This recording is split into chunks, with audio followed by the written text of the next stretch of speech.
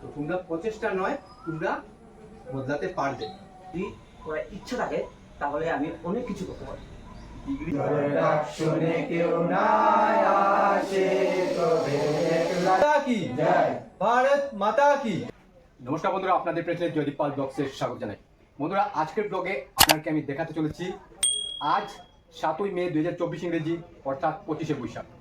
আজ রবীন্দ্রনাথ, বিশ্বকবি রবীন্দ্রনাথ ঠাকুরের জন্মদিন, অর্থাৎ আজ রবীন্দ্র জয়ন্তী উদযাপন করতে যাচ্ছে জিও পরিবর্তন এনজিও ও পরিবর্তন একাডেমি।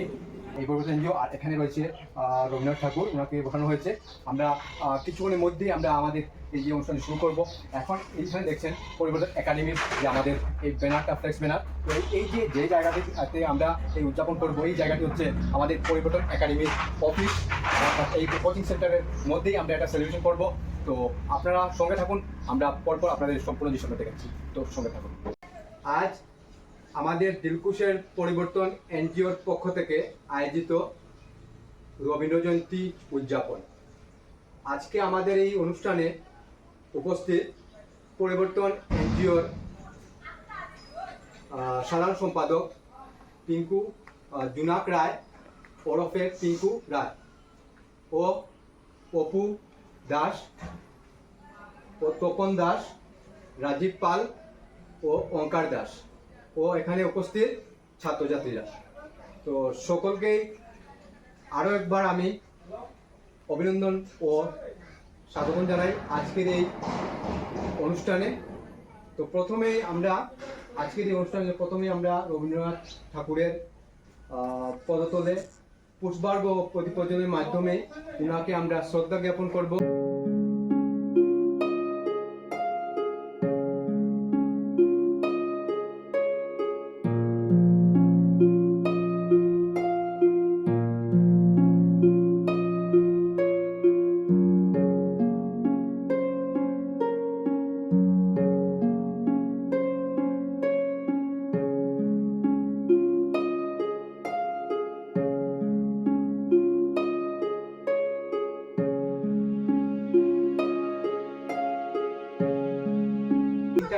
আমরা খুব বিশেষভাবে আমরা পালন করে থাকি, শুধুমাত্র আমাদের গ্রামাঞ্চলে নয়, শহরে নয়, দেশে বিদেশে এবং সরকারি সংগঠন, বেসরকারি সংগঠন, ব্যক্তিগতভাবেও আমরা আজকের এই দিনটাকে উদযাপন করে থাকি। 25শে বৈশাখ রবীন্দ্রনাথের জন্ম 1861 খ্রিস্টাব্দে 7ই মে হয়েছিল ইংরেজিতে, এবং যদি বাংলায় বলি তাহলে সেটা 1268 খ্রিস্টাব্দ 25শে বৈশাখ। তো এই বাংলার যে সাল আছে, সেই সালটিকেও মনে রাখতে হয়, যেহেতু আমরা এই যে উদযাপন করি 25শে বৈশাখ নামেই আমরা উদযাপন করে থাকি, ঠিক আছে। কিন্তু আজ উনি 1941 খ্রিস্টাব্দে 7ই আগস্ট আমাদের সকলকেই ছেড়ে চলে যান।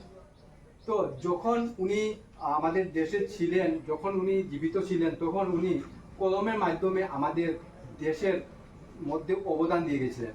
স্বাধীনতার ক্ষেত্রে হোক বা বিশেষভাবে হোক, কলমের যে শক্তি আমাদের দেশের জন্য অনেক কিছু করে গেছেন, যা আমরা বলেও আমরা শেষ করতে পারবো না। সেটা আমরাও চেষ্টা করব যে ওনার মতো খানিকটা আমরা যদি সমাজের প্রতি, দেশের প্রতি যদি করতে পারি, তাহলে আমাদের এই রবীন্দ্র জয়ন্তী উদযাপনটা সার্থক হবে। সংক্ষেপে যদি বলি তোমাদেরকে, তোমরা শুধুমাত্র কিছু লাইন যেগুলো আছে মহান ব্যক্তির, এই লাইনগুলো যদি আমরা মাথায় রাখতে পারি, তাহলে আমি মনে করবো যে তোমরা তোমাদের পথটা ভালো পথটা ধরে নিতে পারবে তোমার জন্য বলছি। কারণ তোমরা এখন শুধুমাত্র স্কুলে পড়ছো এবং শুধুমাত্র বড় হচ্ছ, এখন তো ম্যাচুরিটি হয়নি তোমাদের। তো তোমাদের এটাই করা, যে রবীন্দ্রনাথ বলেছেন যে জন্মের চিজ যখন দাগ রেখে যা, বলেছেন তো, এটাও বলেছেন। তো এটার মানে কি, এই যে এক টুকরা দুটি শব্দের একটি বাক্য দ্বারা একটি বৃহৎ একটি কথা বলে গেছেন, জন্মেছি যখন দাগ রেখে যা। তার মানে হচ্ছে আমরা জন্ম নিয়েছি, আমরা মরবো, এটা আমরা জানি, মানুষ মরণশীল, এটা আমরা জানি, কিন্তু তারপরেও কি করি, আমরা জানি আমাদের সীমিত আমাদের বয়স। আমরা যদি জন্ম থেকে মৃত্যু যদি আমরা হিসাব করি আগের তুলনায়, আমরা 50 থেকে 60 বছরই আমরা বাঁচবো, আমরা জানি। তারপরেও কিন্তু এই 50-60 বছরকে আমরা খেয়াল করে আমরা বাঁচতে চাই না, বা আমরা খানিকটাও আমরা রবীন্দ্রনাথের তুলনায় যদি এক বিন্দু যদি আমরা করার যদি চেষ্টা রাখতাম বা চেষ্টা করি যদি আগামীতে, তাহলে আমাদের সমাজের যে এই যে অবস্থাটা এত উন্নত হবে, মানে শেষ অবধি আমরা দেখতে পারবো যে ভারতটাই শ্রেষ্ঠ একটা ভারত হয়ে দাঁড়াবে। রবীন্দ্রনাথ তো সেই ভারতকে নিয়ে কিন্তু উনি কাজও চালিয়ে গেছিলেন। তার জন্য তো আজকে রবীন্দ্রনাথ ঠাকুরের জন্ম বার্ষিকী পালন হচ্ছে দেশ বিদেশে। কেনই বা আমাদের মতো সাধারণ লোকের বা আমাদের মতো যে যারা এ ধরনের কাজ করেনি তাদের কেন জন্মবার্ষিকী পালন হয় না? শুধুমাত্র একটি কেক কেটে ধুমধাম করে হুল্লোড় এবং একটা সেলিব্রেশন। এই সেলিব্রেশনের মধ্যে কোনো বাস্তবিক কোনো জিনিস আমি খুঁজে পাই না, এখন তো পাইনি। আমি বলবো এটা শুধুমাত্র একটা দেখানো, একটা শো অফ করার জন্য একটা বার্থডে সেলিব্রেশন, আর কিছুই না। গান বাজনা নাচ সবগুলো একটা কিছু আনন্দ, ঠিক আছে, কিন্তু আসল যে বাস্তব জিনিসটা, এই জিনিসটা যদি আমরা মাথায় নিয়ে যদি আমরা সেটা করি, তাহলে জীবনটা সার্থক হবে। আর বিশেষ করে এখানে যে আমরা যে আছি, আমরা জীবনটা অনেকটা অতিবাহিত হয়ে গেছে, আমাদের কাছে সময়টা অর্ধেক থেকে বেশিও, বা অর্ধেক বলতে অর্ধেক শেষ হয়ে গেছে। আমাদের সময় যতটুকু নেই তোমাদের কাছে এতটুকু আছে। তো সম্পূর্ণ জিনিসটা তোমাদের বদলাবার সুবর্ণ সুযোগ বলতে পারি। কিন্তু আমরাও চেষ্টা চালিয়ে যাচ্ছি, তাই আমরা চেষ্টা চালিয়ে যাচ্ছি বলেই খানিকটা হলেও আমরা সমাজটাকে পরিবর্তনের দিকটা দেখে দেবার আমরা প্রচেষ্টা চালিয়ে যাচ্ছি। তো তোমরা প্রচেষ্টা নয়, তোমরা বদলাতে পারবে। আর রবীন্দ্রনাথ ঠাকুরকে আমার শতকোটি প্রণাম জানিয়ে আমরা এই সংক্ষিপ্ত বাণী আমরা সমাপ্ত করি। আমাদের পরিবর্তন এনজিওর একজন সক্রিয় সদস্য তপন দাসকে আমি অনুরোধ রাখছি যে জন্য কিছু একটা বলার জন্য। নমস্কার। প্রথমে আমি সবাইকে ধন্যবাদ জানাই। আজকের এই দিনে সবাই আমরা এখানে একত্রিত হয়েছি, খুবই ভালো কথা। আজকের এই দিনে রবীন্দ্রনাথ ঠাকুর বিশ্বকবি, উনি এই পৃথিবীতে ভূমিষ্ঠ হয়েছিলেন 1861। আমরা তো ওনাকে শুধু ফটোর মধ্যে দেখি যে রবীন্দ্রনাথ ঠাকুর বাংলা লিখছেন, কিন্তু উনি যে শুধু বাংলা এটা কথা না, উনি ইংরেজিতেও অনেকগুলো কবিতা ছন্দ উনি রচনা করেছেন। রবীন্দ্রনাথ ঠাকুরের জীবন থেকে আমরা এটাও শিখতে পাই যে উনি প্রথম ব্যক্তি, হি ওয়াজ দ্য ফার্স্ট পারসন, উনি প্রথম ব্যক্তি যে দুটি স্বাধীন রাষ্ট্রের জাতীয় সঙ্গীত, ন্যাশনাল অ্যাথেম যেটা লিখেছেন। একটি হচ্ছে গিয়ে ভারতের, আর একটা হচ্ছে গিয়ে আমাদের পার্শ্ববর্তী রাষ্ট্র বাংলাদেশ। ঠিক আছে, ডিগ্রি প্রয়োজন নেই। যদি আমার কাছে নলেজ থাকে, আমার যদি করার ইচ্ছা থাকে, তাহলে আমি অনেক কিছু করতে পারি। ডিগ্রি বলবো না, উনি যে সময় ছিলেন সেই সময় আমাদের ভারত গোলাম ছিল, ওনারা পরাধীন ভারতের নাগরিক ছিল। উনি সেই সময়ে বাংলার জন্য উনি নোবেল প্রাইজ পেয়েছিলেন, এবং সেটি ছিল গীতাঞ্জলি যে উনি লিখেছেন বাংলা ভাষাতে, তারপর ওটাকে ইংরেজিতে ট্রান্সলেট করানো হয়েছে, এবং 1913 সালে উনি নোবেল প্রাইজ পেয়েছেন। এবং উনি হচ্ছেন গিয়ে এশিয়ার প্রথম ব্যক্তি যে সাহিত্যে নোবেল পেয়েছিলেন। সেই সময়ে কিন্তু নোবেল প্রাইজটা পাওয়া সাধারণ ব্যাপার ছিল না, কারণ সেই সময় ইংলিশ, ফ্রান্স, স্প্যানিশ যে কেউ ল্যাঙ্গুয়েজ আমি শিখিনি, কিন্তু আমার কাছে সবচেয়ে বড় ভাষা হচ্ছে গিয়ে আমার বাংলা, মাতৃভাষা আমার, এবং আমাদেরকে সেটা নিয়ে গর্ব করা উচিত। উনি হচ্ছেন গিয়ে এক ধরনের উদাহরণ যে বাংলা ভাষাকে একটি নাটক সব কিছু ওখানের মধ্যে রয়েছে। উনি বাংলাদেশের যে জাতীয় সঙ্গীত আমার সোনার বাংলা, উনি ওটা লিখেছিলেন ইন দ্য ইয়ার অফ 1905। ঠিক আছে, 1905 সনে যখন বেঙ্গলকে ডিভাইড করা হয়েছিল। ঠিক আছে, তো সেই সময় উনি একটা কি দিলেন যে আমার সোনার বাংলা। ব্রিটিশ কি করতো, ডিভাইড এন্ড রুল মানে পলিসি। তো দেখলো কি যে ভারতের মধ্যে যদি আমাদেরকে রাজ করতে হয়, প্রথমে বেঙ্গলকে ডিভাইড করতে হবে, কারণ যত ধরনের গণ্যমান্য ব্যক্তি হোক বা বুদ্ধিমান ব্যক্তি হোক, অল আর ফ্রম বেঙ্গল। ঠিক আছে, জগদীশ চন্দ্র বোস, নেতাজি বোস, ম্যাক্সিমাম। ঠিক আছে, এখনো পৃথিবীর 10টা যদি সেরা জাতি যদি আমরা দেখি, তাহলে 10টার মধ্যে একটা হচ্ছে গিয়ে বাঙালি। তো আমাদের গর্ব করা উচিত যে আমরা বাঙালি।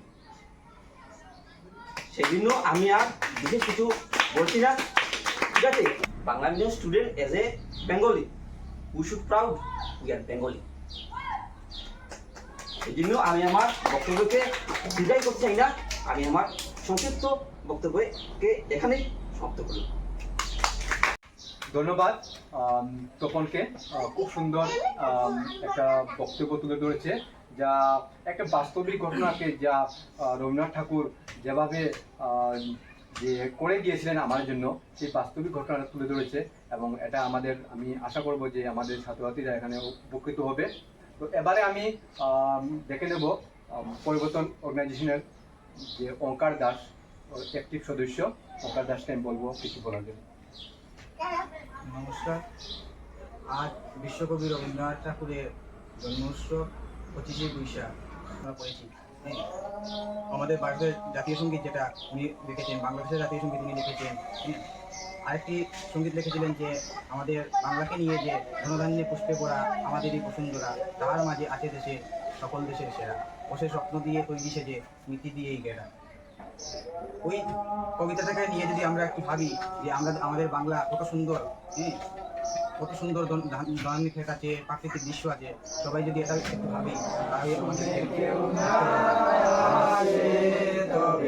একলা চলো রে, যদি তোর ডাক শুনে কেউ না আসে, তবে একলা চলো রে, একলা চলো, একলা চলো, একলা চলো, একলা চলো রে, যদি তোর ডাক শুনে কেউ না আসে, তবে একলা চলো রে। যদি কেউ কথা না কয়, ওরে ওই বাবা, কেউ কথা না কয়, যদি সবাই যখন মুখ ফিরাইয়ে সবাই করে ভয়, ও তবে পরাণে ফুলে তুই মুখ ফুলে তোর মনের কথা একলা বলো রে, যদি তোর ডাক শুনে কেউ না আসে, তবে একলা চলো রে। যদি সবাই ফিরে যায়, ওরে ওরে ভাগা, সবাই ফিরে যায়, যদি গহন পথে যাবার কালে কেউ ফিরে না যায়, তবে পথের কাটা ওই রক্ত মাখা চরণ তলে একলা চলো রে, যদি তোর ডাক শুনে কেউ না আসে, তবে একলা চলো রে। ওরে ওই ভাগা আলো না ধরে, যদি ঝড় বাদলে আধার রাতে দুয়ার দে ঘরে, তবে বজরা নলে ও আপন বুকে বাজা জলে একলা চলো রে, যদি তোর ডাক শুনে কেউ না আসে, তবে একলা চলো রে। একলা চলো, একলা চলো, একলা চলো, একলা চলো রে, যদি তোর ডাক শুনে কেউ না আসে, তবে একলা চলো রে। জনগণ মন अधिनायक जय हे भारत भाग्य विधाता, पंजाब सिंधु गुजरात मराठा द्राविड़ उत्कल बंग, विंध्य हिमाचल यमुना गंगा उच्चल जलधि तरंग, तब शुभ नामे जागे, तब शुभ आशीष मागे, गाहे तब जय गाथा, जन गण मंगल दायक जय हे भारत भाग्य विधाता, जय हे जय हे जय हे जय जय जय जय हे। भारत माता की, भारत माता की।